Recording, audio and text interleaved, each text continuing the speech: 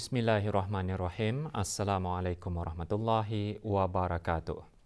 Kebawah Duli Yang Maha Mulia Paduka Seri Baginda Sultan Haji Hassanah Bolkiah Muizzaddin Wad Daulah, Ibni Almarhum Sultan Haji Umar Ali Saifuddin Sa'dul Khairi Waddin, Sultan dan Yang di-Pertuan Negara Brunei Darussalam bertitah mengingatkan Baginda sama sekali tidak menyenangi berlaku sebarang kezaliman dalam kerajaan.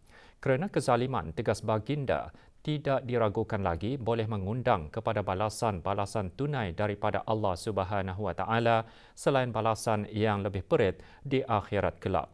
Baginda juga mengingatkan selaku pemimpin, mereka bertanggungjawab melaksanakan amanah dengan telus dan adil, bersikap baik sangka terhadap semua anak buah serta mengelakkan amalan pilih kasih dan bukannya bersikap suka mencari-cari kelemahan atau kesalahan orang-orang di bawah tangan mereka. Kebawah Duli Yang Maha Mulia juga menzahirkan keyakinan jaminan mutlak bagi kepimpinan yang baik lagi adil adalah negara akan memperolehi rahmat berupa keharmonian, perpaduan dan kemakmuran.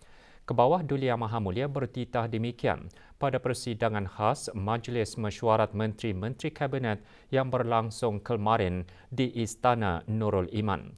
Dalam titah, Kebawah Duli Yang Maha Mulia mula-mula menyentuh mengenai keadaan yang selalunya berubah, mempengaruhi kehidupan untuk turut berubah dan bahkan ada kalanya mesti berubah. Demikian itulah halnya dengan struktur organisasi pentadbiran. Adalah tidak statik, tetapi sentiasa terbuka kepada perubahan. Sementara perubahan itu pula dimaksudkan sebagai anjakan ke hadapan, bukan berundur ke belakang, dengan elemen-elemen keperluan menjadi punca. Maka dengan itu, rombakan pun berlaku sebagai memenuhi tuntutan untuk berubah. Apapun perubahan berlaku, maka sampailah masanya untuk mereka yang terlibat, sama ada yang dilantik semula ataupun yang baru dilantik, akan sama-sama berganding bahu, memainkan peranan masing-masing dalam membangunkan negara. Kebawah Duli Yang Maha Mulia seterusnya bertitah mengingatkan pemimpin perlu menunaikan amanah yang merupakan perjanjian suci dengan Allah. Selaku pemimpin, mereka juga perlu ingat bahawa jawatan yang disandang adalah semata-mata amanah, di mana amanah adalah merupakan perjanjian suci kita dengan Allah. Jika amanah itu tidak atau salah ditunaikan, maka bererti kita telah melanggar perjanjian tersebut. Di antara amanah bagi pemegang-pemegang jawatan ialah melaksanakan tanggungjawab dengan telus dan adil, bersikap baik sangka terhadap semua anak buah, serta mengelakkan amalan pilih kasih, termasuk tidak sekali-kali bersikap suka mencari-cari kelemahan atau kesalahan orang-orang di bawah tangan kita, kemudian menghukumnya dengan tindakan-tindakan melulu yang menyakiti. Kebawah Duli Yang Maha Mulia juga mengingatkan para pemimpin berkewajiban untuk menolong yang lemah supaya dapat bangun menjadi kuat. Perlu diingat,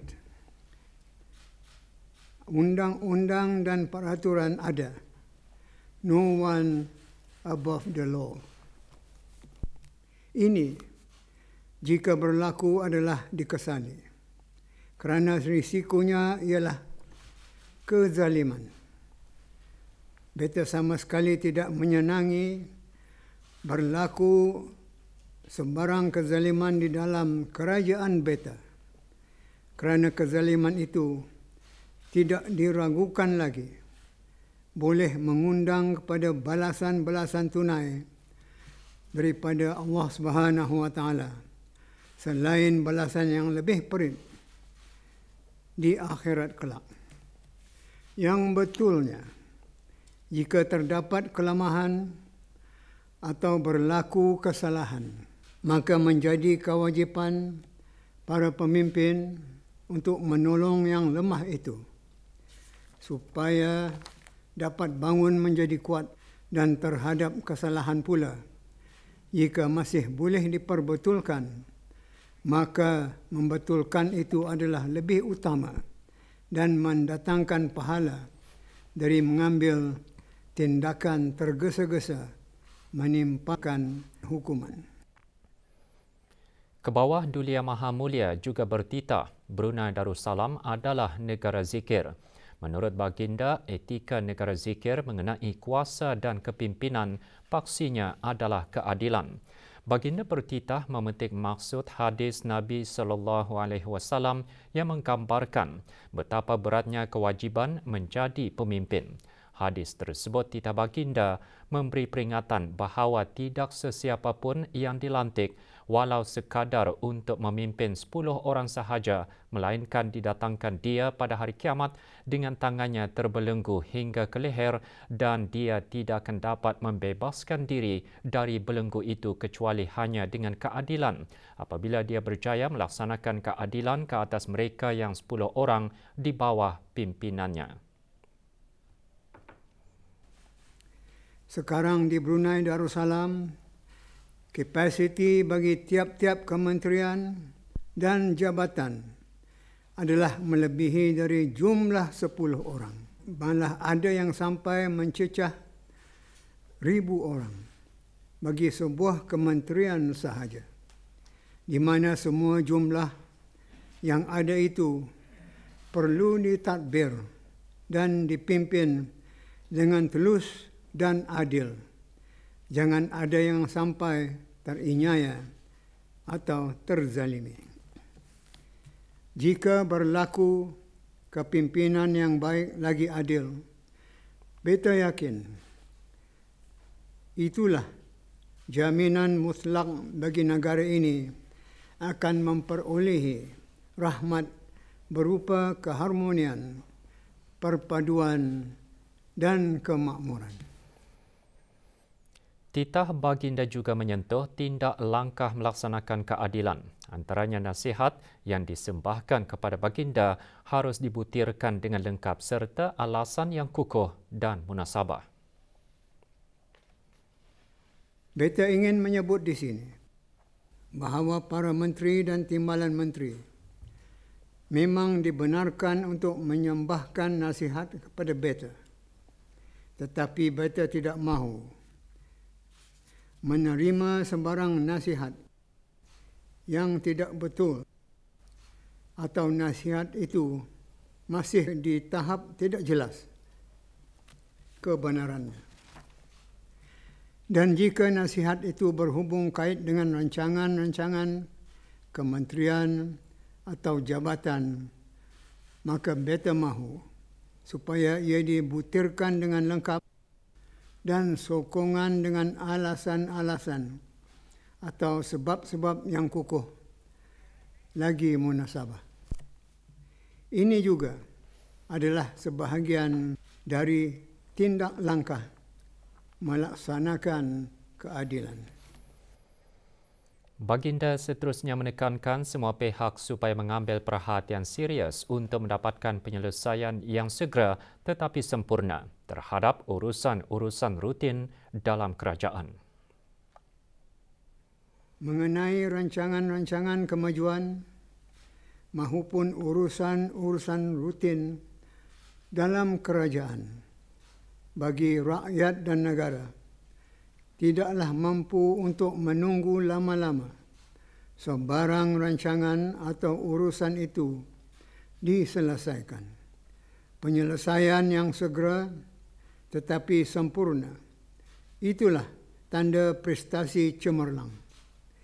Beta mahu semua pihak hendaklah mengambil perhatian serius terhadap perkara ini.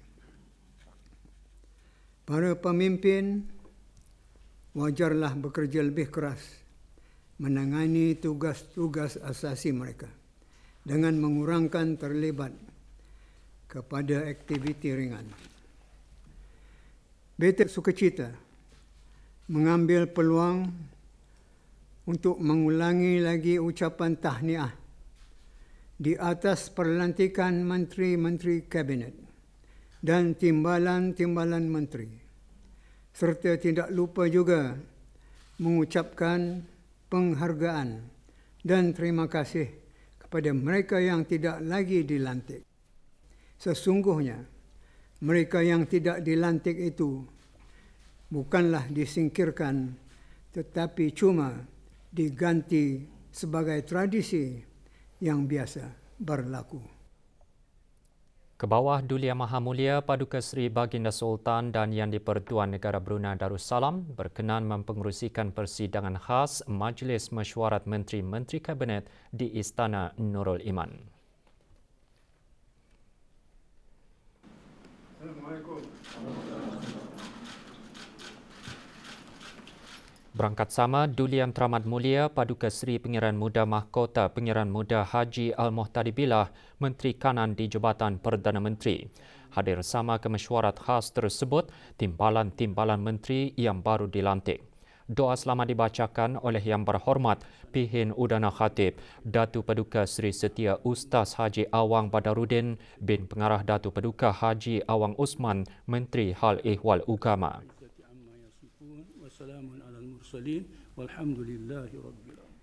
Kabinet baharu mengangkat sumpah pada 9 Jun lalu. Pelantikan jemaah menteri dan timbalan-timbalan menteri berkuat kuasa 7 Jun 2022 bagi tempoh 4 tahun.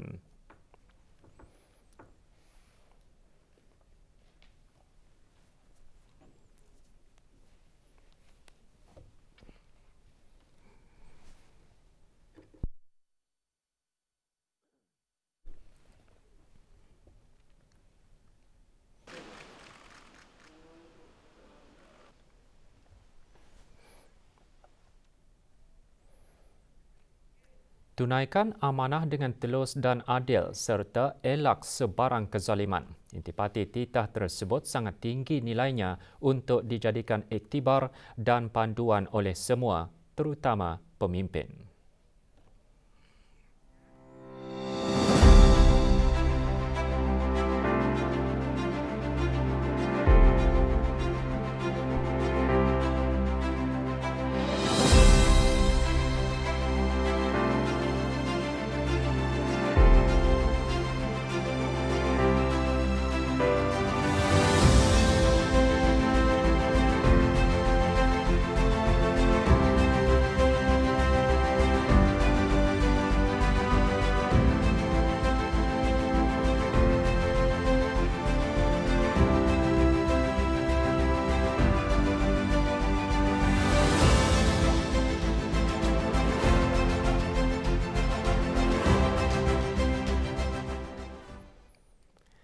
Dalam masa 1 minggu kebelakangan, jumlah kes COVID-19 yang dilaporkan di negara Brunei Darussalam adalah stabil pada kadar purata kira-kira 1,370 kes setiap hari. Sebanyak 63,125 keputusan ujian ART juga telah dimuat naik ke aplikasi BruHealth dalam masa 1 minggu, di mana 15.1% daripadanya adalah keputusan ujian ART yang positif. Perkara tersebut dimaklumkan oleh Menteri Kesihatan pada sidang media normal baharu COVID-19 petang kemarin di Dewan Al-Afiah Kementerian Kesihatan. Yang Berhormat Datuk Seri Setia Dr. Awang Haji Muhammad Isham bin Haji Jaafar turut menjelaskan jumlah kes di dalam kategori 4 dan 5 terus berada di tahap yang rendah. Kemarin, 3 kes berada dalam kategori 5, manakala 3 kes lagi berada dalam kategori 4. Seperti mana dalam masa minggu-minggu sebelum ini, lebih 99% daripada kes-kes yang dikesan dalam 1 minggu kebelakangan telah dikategorikan di dalam kategori 1 atau 2 dan tidak memerlukan rawatan di hospital. Sehingga 3 Julai 2022, kadar liputan vaksinasi COVID-19 di negara Brunei Darussalam ada seperti berikut. 73.3% daripada keseluruhan rakyat dan penduduk negara ini telah mendapatkan dos ketiga vaksin, manakala 2.9% juga telah mendapatkan dos keempat. Sebanyak 75.7% daripada kanak-kanak berumur 5 hingga 11 tahun telah mendapatkan dos kedua vaksin. Manakala 50.3% remaja berumur 12 hingga 17 tahun telah mendapatkan dos ketiga vaksin. Orang ramai adalah diingatkan untuk memuat naik keputusan ujian ART sama ada positif atau negatif ke aplikasi BruHealth untuk membantu Kementerian Kesihatan memantau situasi jangkitan. Negara Brunei Darussalam dan Kesultanan Oman bekerjasama ke arah mencapai sasaran visi kebangsaan Wawasan Brunei 2035 dan Wawasan Oman 2040. Mesyuarat Jawatan Kuasa bersama Negara Brunei Darussalam dan Kesultanan Oman kali ketiga mengiktiraf potensi untuk berkolaborasi dalam bidang yang meningkatkan ekonomi dua hala, perdagangan dan hubungan pelaburan bagi manfaat bersama. Mesyuarat diadakan di Empire Brunei, Jerudong. Mesyuarat dipengerusikan bersama Dr. Hajah Mai Faizah binti Haji Ahmad Arifin, Setiausaha Tetap Ekonomi Kementerian Kewangan dan Ekonomi, dan Tuan Yang Terutama Dr. Saleh bin Said Al-Masin, Under Sekretari Kementerian Perdagangan dan Industri dan Promosi Pelaburan bagi Perdagangan dan Industri Kesultanan Oman. Semasa mesyuarat, perbincangan juga tertumpu kepada pengukuhan kerjasama dalam pelbagai bidang termasuk pertanian dan perikanan, makanan, hiliran dan pelancongan. Juga hadir Tuan Yang Terutama Sheikh Ahmad bin Hashil Al-Maskari, Duta Besar Istimewa dan Mutlak Kesultanan Oman ke negara ini. Perkembangan dari Tanah Suci. Pejabat Urusan Jemaah Haji Negara Brunei Darussalam Pentadbiran baru-baru ini mengadakan perjumpaan dengan Wihdah Al-Tawif di Li Munsyaat Al-Jamarat di Pejabat Wihdah Mekah Al-Mukarramah. Mengetuai rombongan Haji Muhammad Hisham bin Awang Haji Maidin, penolong Ketua Pejabat Urusan Haji Negara Brunei Darussalam di Makkah Al-Mukarramah. Wihdah Al-Tafwij Li Munsyaat Al-Jamarat merupakan syarikat mutawif Jemaah Haji Asia Tenggara yang mengawal dan menyusun jadual melontar Jamrah Aqabah pada 10 Zulhijjah dan melontar 3 Jamarat pada hari-hari tasyrik. Perjumpaan ini menjelaskan peraturan yang ditetapkan Kementerian Haji dan Umrah Arab Saudi mengenai jadual melontar, ibadah korban dan tawaf. Perjumpaan berakhir dengan penandatanganan dokumen persefahaman mengenai peraturan-peraturan yang ditetapkan.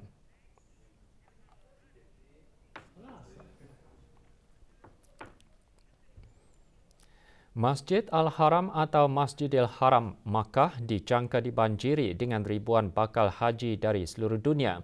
Lebih-lebih lagi dengan tibanya dari wukuf di Arafah dalam tempoh beberapa hari akan datang.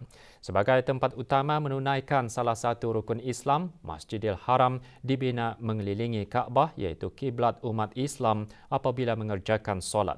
Azizi Ahmad membawakan laporannya.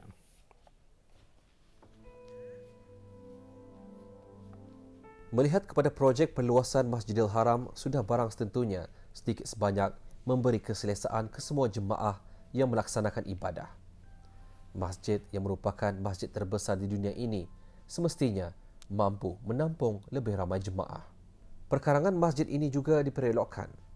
Masjidil Haram memiliki sistem pintu yang canggih, sistem pembesar suara yang berteknologi tinggi dengan 6 lantai peribadatan yang juga dilengkapi elevator, lift, tandas-tandas awam, tempat-tempat berwudu di samping penyediaan laluan untuk mereka yang berkelainan upaya dan 9 buah menara.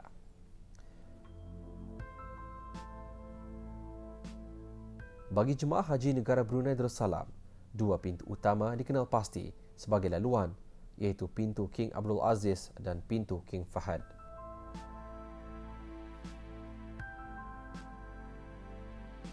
Masjidil Haram ini juga dilengkapi dengan sistem penghawa dingin yang amat berkualiti. Beberapa ibadah lainnya juga dapat dilaksanakan dengan sempurna, lagi selesa seperti tawaf dan sa'i. Papan-papan tanda di mana zon ibadah bermula seperti tawaf dan sa'i terpampang. Sa'i antara Safa dan Marwah juga disediakan lorong ulang-aliknya. Tong air Zam-Zam disediakan di beberapa sudut Masjidil Haram ini sama ada berdekatan dengan ruang sembahyang atau laluan Safa dan Marwah. Air Zam-Zam diteguk membasah tekak, melepas dahaga sambil menghirup kemanfaatannya.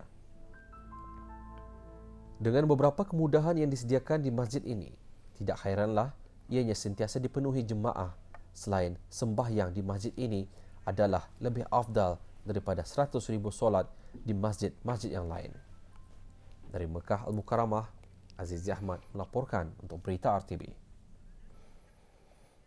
Berita sukan, perkembangan Piala Persekutuan Bola Sepak Asia AFF bawah 19 tahun. Skuad muda negara Brunei Darussalam meneruskan aksi bagi perlawanan kedua kumpulan A malam tadi.